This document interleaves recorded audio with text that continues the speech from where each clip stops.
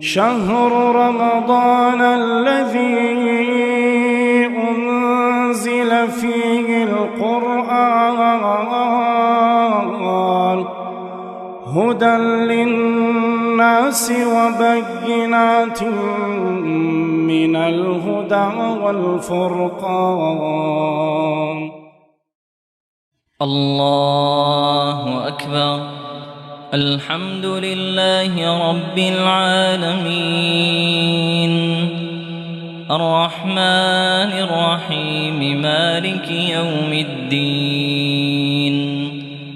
إياك نعبد وإياك نستعين. اهدنا الصراط المستقيم صراط الذين أنعمت عليهم غير المغضوب عليهم ولا الضالين.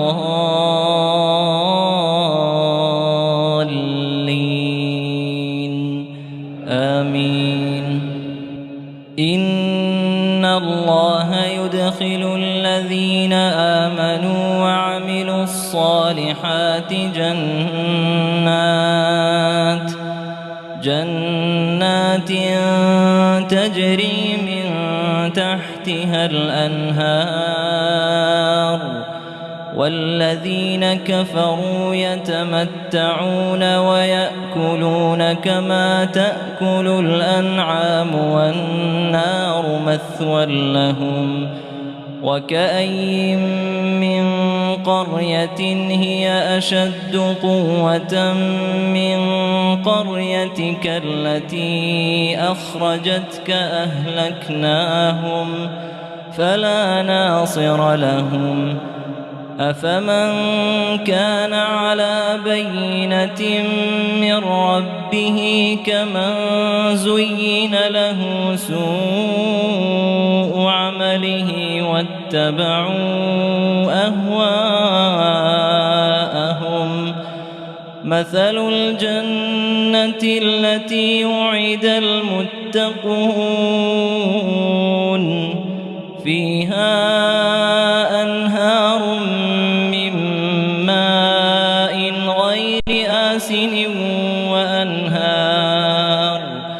وأنهار من لبن لم يتغير طعمه وأنهار من خمر لذة للشاربين وأنهار من عسل مصفى ولهم فيها من كل الثمرات ومغفرة من ربهم كمن هو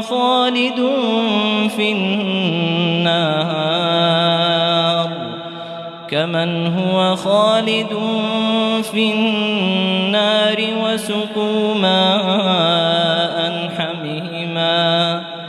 وسقوا ماء حميما فقطع أمعاءهم. ومنهم من يستمع إليك حتى إذا خرجوا من عندك قالوا للذين أوتوا العلم ماذا قال آنفا أولئك الذين طبع الله على قلوبهم واتبعوا أهواءهم والذين اهتدوا زادهم هدى وآتاهم تقواهم. فهل ينظرون إلا الساعة أن تأتيهم بغتة فقد جاء أشراطها فأنى لهم إذا جاءتهم ذكراهم. فاعلم أنه لا إله إلا الله واستغفر لذنبك واستغفر لذنبك وللمؤمنين والمؤمنات والله يعلم متقلبكم ومثواكم.